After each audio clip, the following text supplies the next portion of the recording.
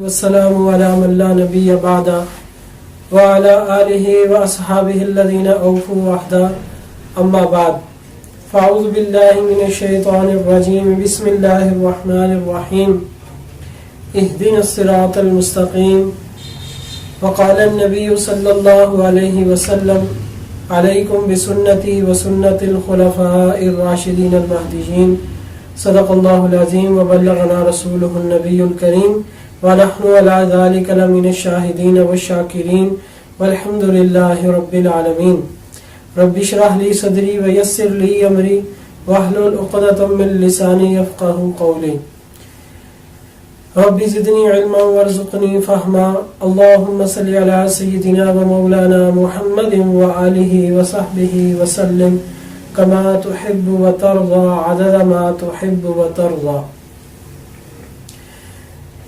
انتہائی واجب الاحترام گرامی قدر سامعین و ناظرین، میری جو آج کی گفتگو کا موضوع ہے وہ انجینئر محمد علی مرزا کی ایک ویڈیو ہے، اس پر میں نے آج تھوڑا سا تبصرہ کرنا ہے اور آپ حضرات کو بتانا ہے کہ کس طرح یہ شخص جو ہے وہ اپنے آپ کو یعنی مجتہد درجے کا سمجھتے ہوئے اور اپنے آپ کو بڑا صاحب علم سمجھتے ہوئے کس قدر فحش غلطیاں کرتا ہے. اس کا نمونہ آج کی اس ویڈیو میں آپ کو تھوڑا سا پتہ چلے گا اور کس طرح جو ہے وہ لوگوں کو گمراہ کر رہا ہے.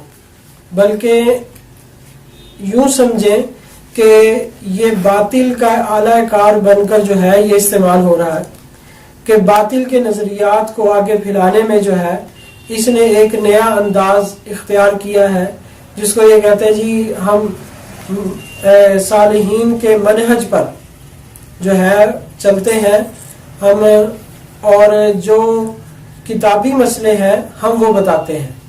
تو اب میں آپ کو اس ویڈیو میں بتاؤں گا کہ یہ کتابی مسئلے بتا رہا ہے یا خود کو بابا بناتے ہوئے بابائی مسئلے بتا رہا ہے، اور کس طرح جو ہے یہ قرآن میں اور احادیث میں تحریف کرتا ہے. بلکہ میں نے ابھی اس کا ایک کلپ دیکھا تھا جس میں یہ جو ہے علماء پر بڑا بول رہا تھا اور ایک مولوی صاحب نے ان کا جواب دیا تھا، تو اس کے جواب میں اس نے کلپ بنایا اور اس پر بڑا سخت انداز سے تبصرہ کرتے ہوئے کہ یہ مولوی جو ہے انہوں نے حدیثوں میں جو ہے وہ زیادتی کی ہے، اور خود اسی کلپ پہ خود جو ہے وہ ایک حدیث پڑھی اور اس حدیث میں جو ہے اس نے ایک لفظ ہی کھا لیا کہ حدیث کے پورے الفاظ نہیں پڑھے. دوسرے علماء پر تو یہ الزام لگا رہا تھا کہ انہوں نے حدیث میں اپنی طرف سے جو ہے وہ لفظ ایڈ کیے ہیں، اور خود حدیث پڑھی ہے اور سامنے حوالہ بھی سکرین میں آیا ہے، لیکن خود حدیث پڑھنے کے باوجود جو حدیث کا لفظ تھا وہ اس نے نہیں پڑھا.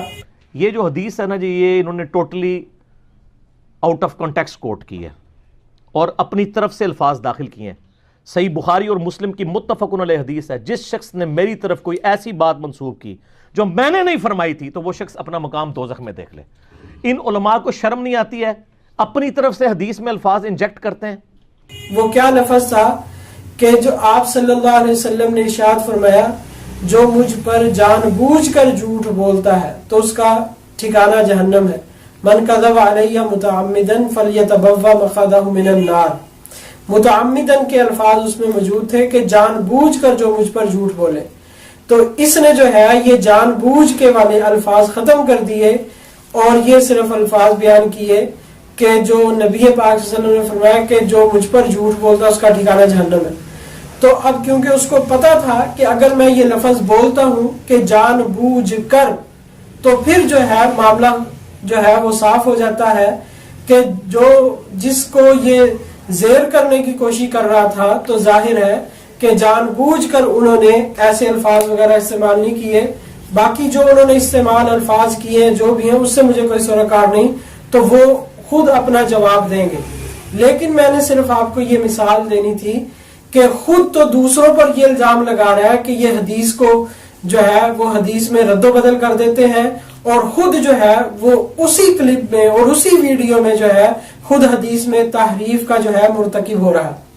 اب اسی طرح جو ہے یہ میں نے جو آج کا میرا موضوع ہے اس کا کلپ دیکھ رہا تھا جس میں کسی نے سوال کیا کہ بھئی داڑھی رکھنا فرض ہے، تو اس پر جو ہے بڑے فخری انداز میں کہتا ہے بالکل داڑھی رکھنا فرض ہے، اس کا حکم اللہ نے قرآن میں دیا ہے۔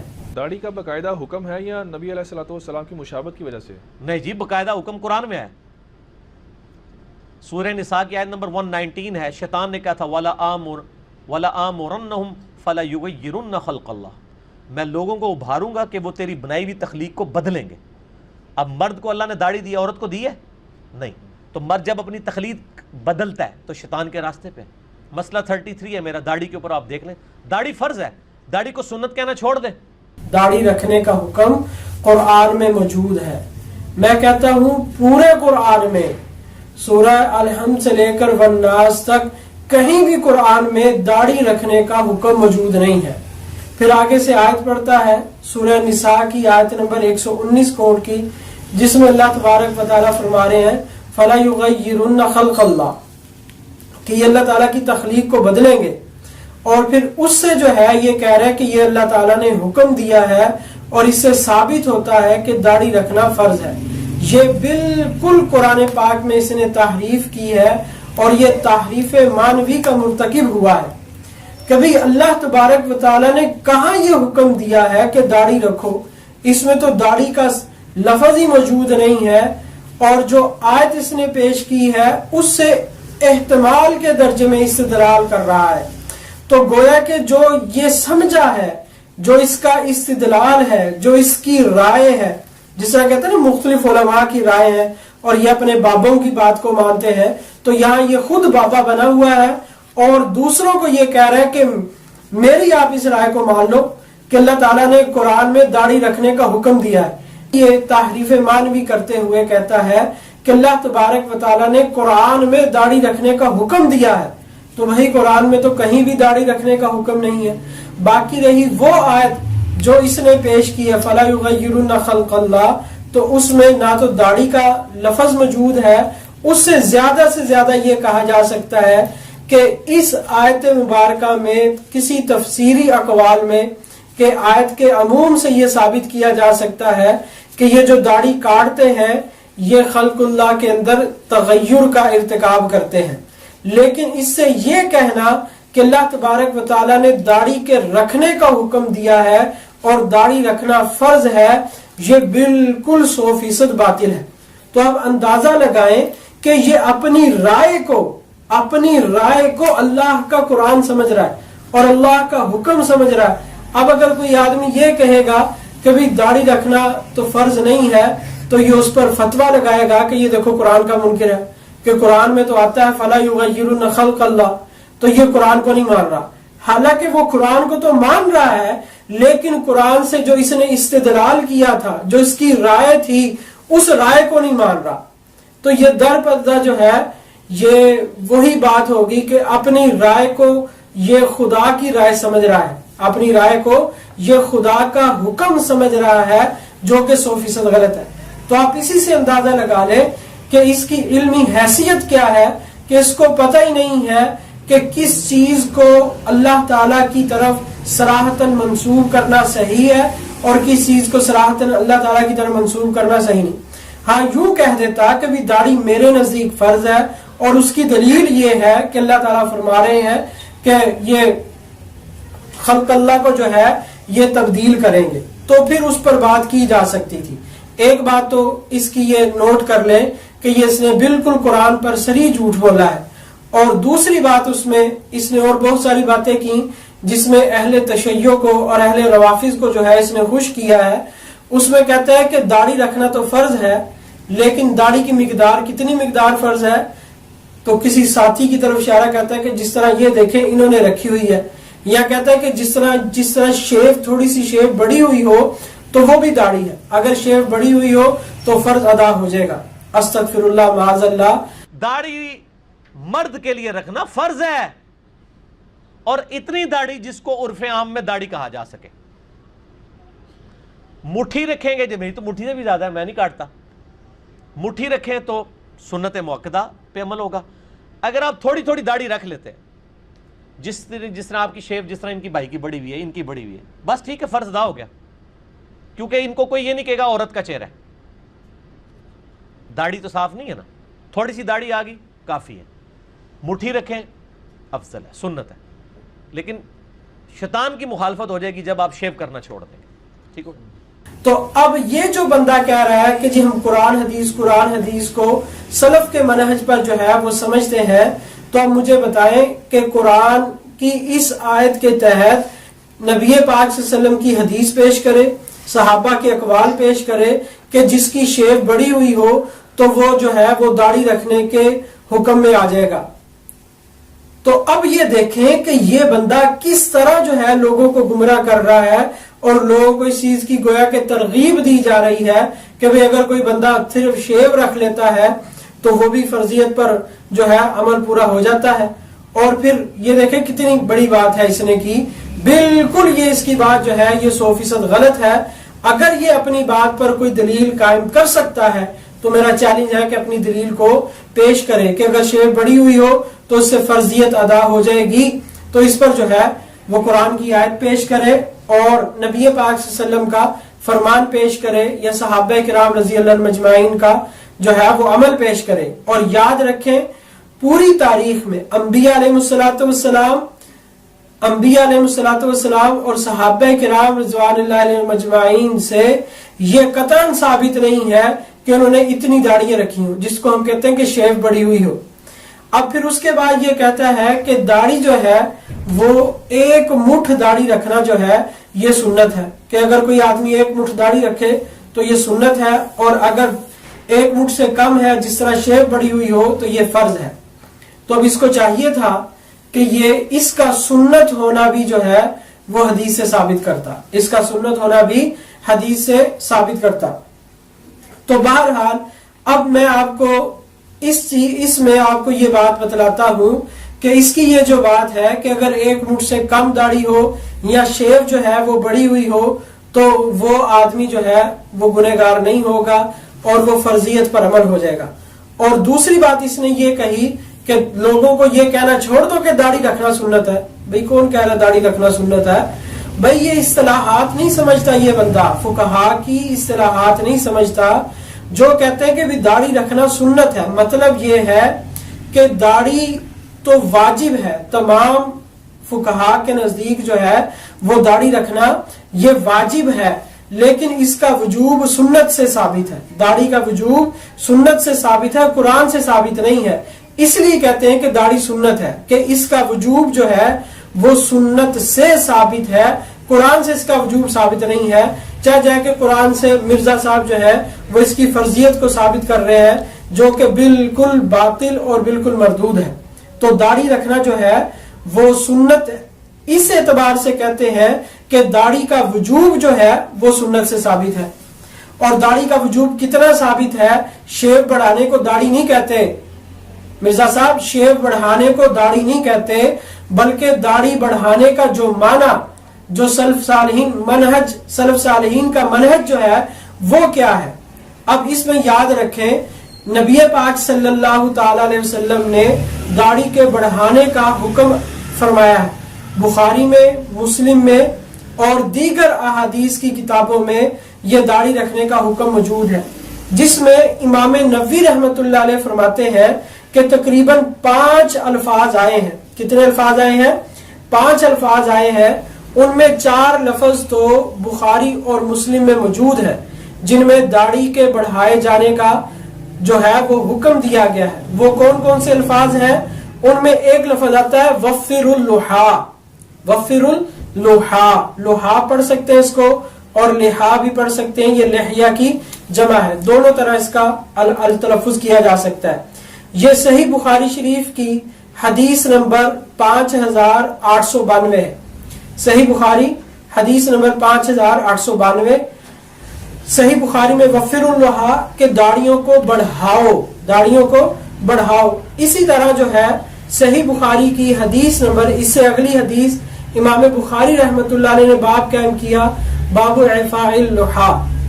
کہ داڑھیوں کو بڑھانے کا حکم 5893 حدیث نمبر، جس کو آپ کہیں کہ نیشنل نمبرنگ کے مطابق، یہ جو دارالسلام سے چھپی ہے اس کی نمبرنگ کے مطابق جو ہے میں آپ کو بتا رہا ہوں. تو انہوں نے یہ دو الفاظ آگے وفر اللحا اور اعف اللحا، یہ بھی آگے لفظ، اور اسی طرح تھا اوف اللحا. یہ صحیح مسلم میں حدیث نمبر 259 یہ الفاظ آگے. اور اسی طرح سے اس سے اگر آپ اگلی حدیث دیکھیں اس پر بھی یہی نمبرنگ ہے 259 اس میں کیا الفاظ آتے ہیں؟ ارخو. اب یہ چار الفاظ جو ہے یہ بخاری اور مسلم سے میں نے پیش کر دیے اور اس کا میں نے حوالہ ریفرنس آپ کو دے دیا. وہ انشاءاللہ ہم سکرین پر بھی اس کو چلا دیں گے تاکہ آپ حضرات جو ہے اس کو دیکھ لیں. تو اب ان میں کیا حکم آیا؟ آپ صلی اللہ تعالی علیہ وسلم نے ارشاد فرمایا کہ داڑھیوں کو بڑھاؤ، داڑھیوں کو بڑھاؤ. امام نووی رحمت اللہ علیہ فرما رہے ہیں، یہ نووی میرے سامنے موجود ہے. امام نووی رحمت اللہ علیہ کیا فرماتے ہیں کہ آپ صلی اللہ تعالی علیہ وسلم نے یہ جو الفاظ بیان فرمائے ہیں، انہوں نے ایک اور لفظ بھی زائد کیا ہے، وہ بخاری اور مسلم میں موجود نہیں ہے. تو اس کا وہ معنی فرماتے معنیٰ کلھا ترکھا علی حالھا، کہ اس کا مطلب یہ ہے کہ اس کو اپنے حال پر چھوڑ دیا جائے، اس کو نہ کاٹا جائے، نہ اسرا پھیلایا جائے، نہ کینچی سے اس کو کاٹا جائے.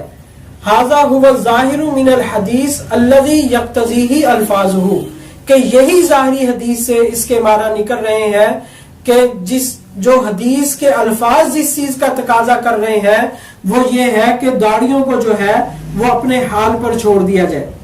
اب اس میں آپ کو صالحین کا منہج بتاتا ہوں کہ ان احادیث کو نقل کرنے والے دو راوی ہیں. ایک راوی سیدنا عبداللہ بن عمر رضی اللہ تعالیٰ عنہ، یہ جو بخاری کی میں نے دونوں حدیثیں پیش کی یہ عبداللہ بن عمر رضی اللہ تعالیٰ عنہ سے ہے، اور اسی طرح مسلم میں بھی عبداللہ بن عمر رضی اللہ تعالیٰ عنہ سے ہے. اور یہ جو ہے ارخ اللحا، یہ صحیح مسلم کی 259 جو حدیث ہے یہ سیدنا ابو ہریرہ رضی اللہ تعالیٰ عنہ سے یہ روایت مروی ہے. تو دو صحابہ سے یہ چار حدیثیں مروی ہیں کہ آپ صلی اللہ علیہ وسلم نے ارشاد فرمایا کہ داڑھیوں کو بڑھاؤ. اب ظاہر بات یہ ہے کہ حدیث کا معنی جو ہے وہ سب سے زیادہ جو حدیث کے معنی کو جاننے والے ہیں وہ صحابہ کرام رضی اللہ عنہم اجمعین ہیں، کہ جو اللہ کے نبی صلی اللہ علیہ وسلم سے احادیث کو سنتے اور پھر اللہ کے نبی صلی اللہ علیہ وسلم کا عمل بھی دیکھتے کہ آپ صلی اللہ علیہ وسلم کا عمل کیسا ہے، پھر اس کے مطابق صحابہ کرام رضی اللہ عنہم اجمعین جو ہے وہ اپنے عمل کو اختیار فرماتے. تو سیدنا عبداللہ بن عمر رضی اللہ تعالیٰ عنہ کا عمل اسی حدیث کے آگے لکھا ہے کہ جب وہ حج اور عمرہ کرتے تو اپنی داڑھی کو ایک مٹھ سے زائد جو ہوتی اس کو کاٹ دیتے تھے. یہ بخاری میں حج اور عمرے کی قید ہے، یہ قید جو ہے قید لازم نہیں اتفاقی ہے.